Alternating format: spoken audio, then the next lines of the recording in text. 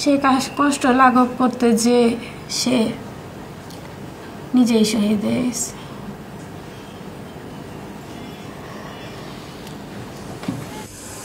আমার ছেলে যেখানে রেখে লাভ কি,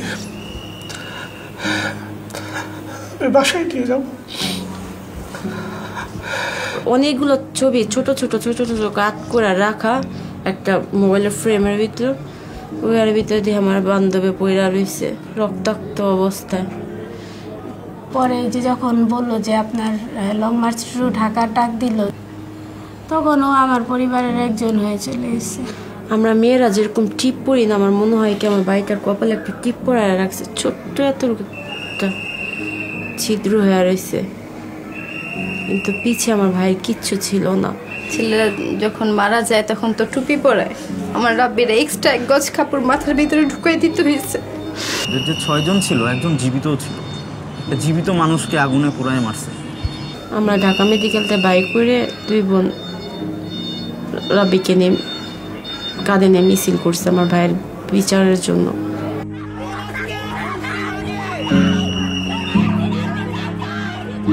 তখন মনে হয়েছে খুনি হাসিনারে পাইলে আমার ভাইয়ের যে বাবা শুয়ে রয়েছে ওই অবস্থা ওকে শোয়ায় রাখবো। আমার মেয়েটার হাতে পড়তো বা পায়ে পড়তো, আমার মেয়েটা প্রতিবন্ধী হয়ে বেঁচে থাকতো, তারপরে আমরা সন্তুষ্ট থাকতাম। পিটাইতে পারতো, টিয়ার শেল মারতে পারতো, আরো কিছু করতে পারতো, কিন্তু এভাবে মাইরা ফেলার মতো কোনো অপরাধ তারা করে নাই। একজনকে না, এরকম দেশের হাজার হাজার মায়ের সন্তানকে মেরে ফেলছে, তো তাদের তো মানে ফাঁসির রায় হইলেও কম হবে।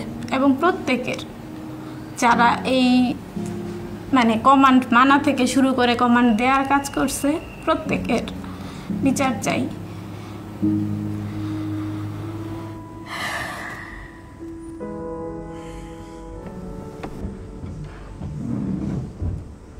এখানে এই মামলার চাঁদখানপুরের 6 জনকে হত্যা করার ঘটনায় দায় করা হয়েছে।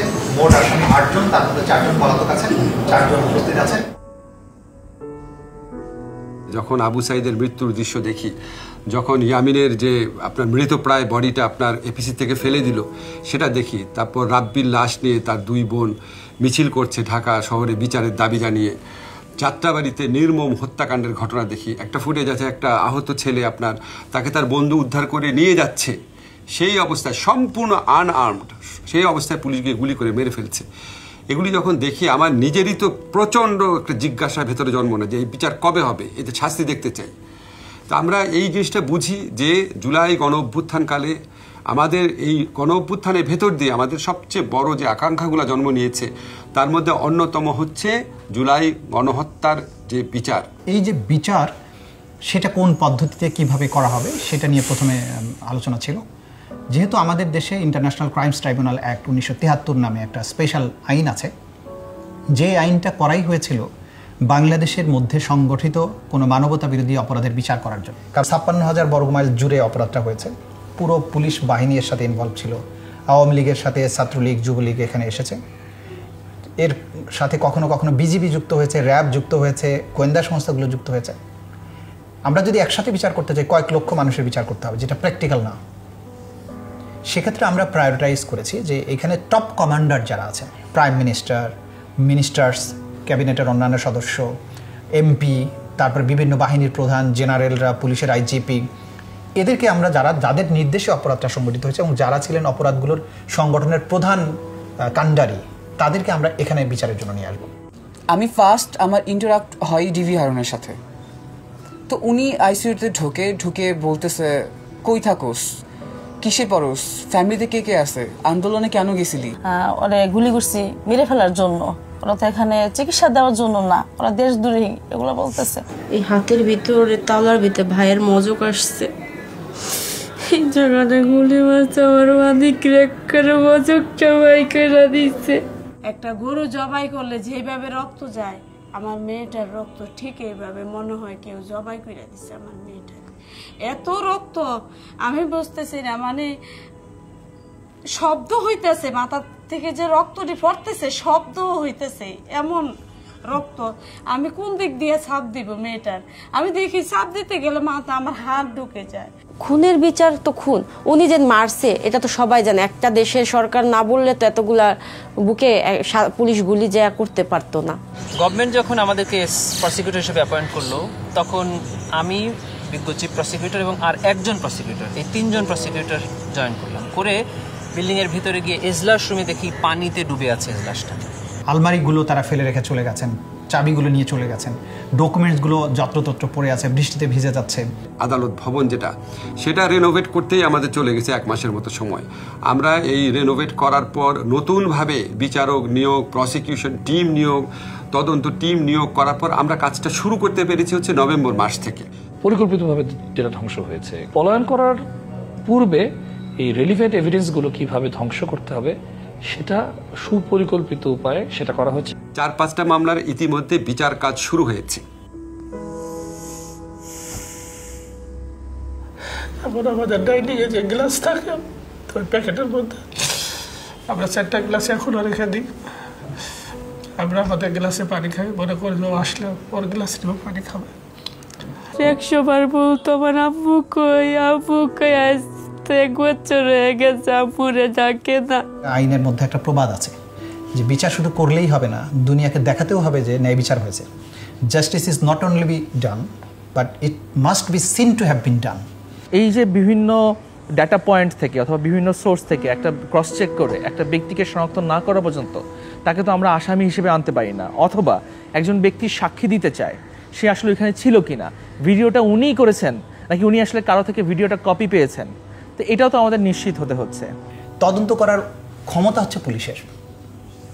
এখন আপনি পুলিশ বাদ দিয়ে কাকে দিয়ে তদন্ত করবেন? আপনি আর্মি দিয়ে তদন্ত করবেন, এখানে আসামি তো আর্মিও আছে।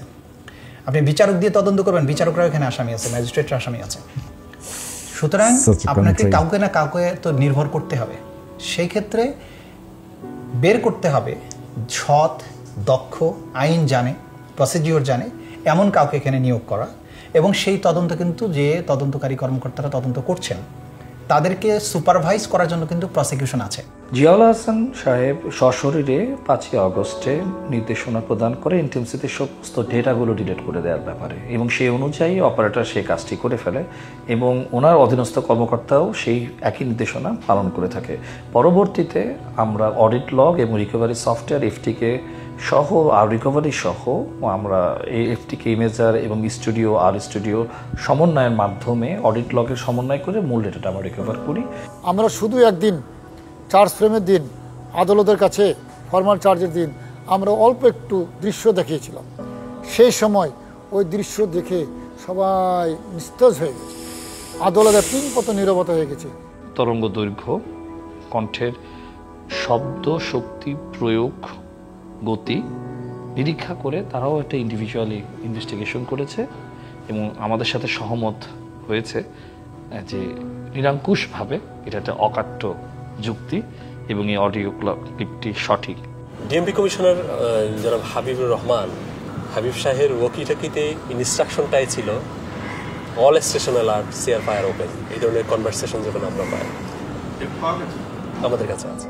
আন্তর্জাতিক অপরাধ ট্রাইব্যুনালের কোর্টের অনুমতি সাপেক্ষে সিআইডি, ভ্যাটবক্স সফটওয়্যার এবং বিবিসি এয়ারশট এবং টেক গ্লোবাল আরেকটি সংস্থা, আল জাজিরার সমগ্র কিছু মিলিয়ে এই যে অডিও ক্লিপটি যে সাবেক প্রধানমন্ত্রী শেখ হাসিনা, এটা সন্দেহিতভাবে প্রমাণিত হয়েছে।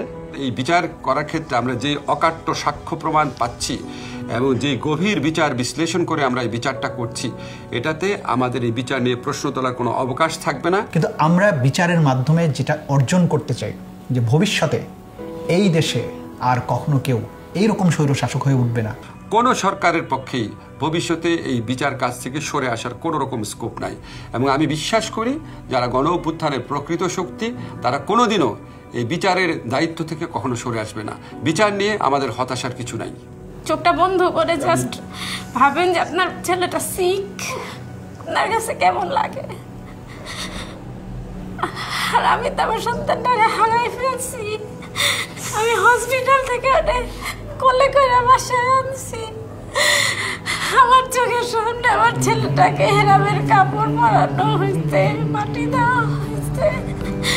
যে সন্তানটাকে সকালবেলা ভালো দেখছি যারা জীর্ণ জাতির বুকে জাগালো আশা, মৌন মলিন মুখে জোগালো। এরা মনে করবে যে বাংলাদেশে বিচার নাই, যা ইচ্ছা তাই করা যায়, গণহারে যা ইচ্ছা তাই করা যায়, যাকে ইচ্ছা তাকে হচ্ছে গুলি করা যায়, মারা যায়।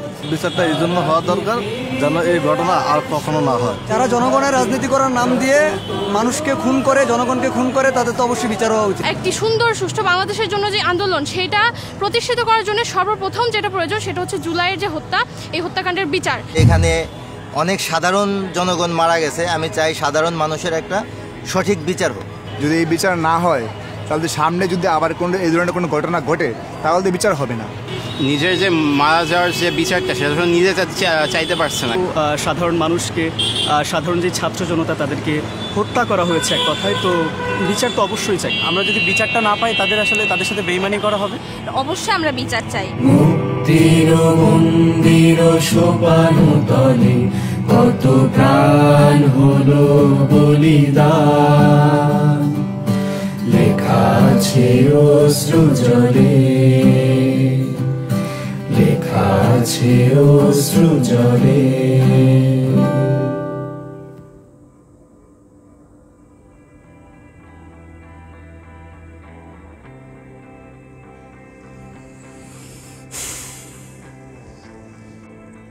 We want justice, justice for July killings, justice for July massacre. Hopefully the trial will be successful and the people, the martyrs, the wounded, the blinds, everyone will get their deserving justice. Because the justice is the thing which was never here in this country. Let's hope.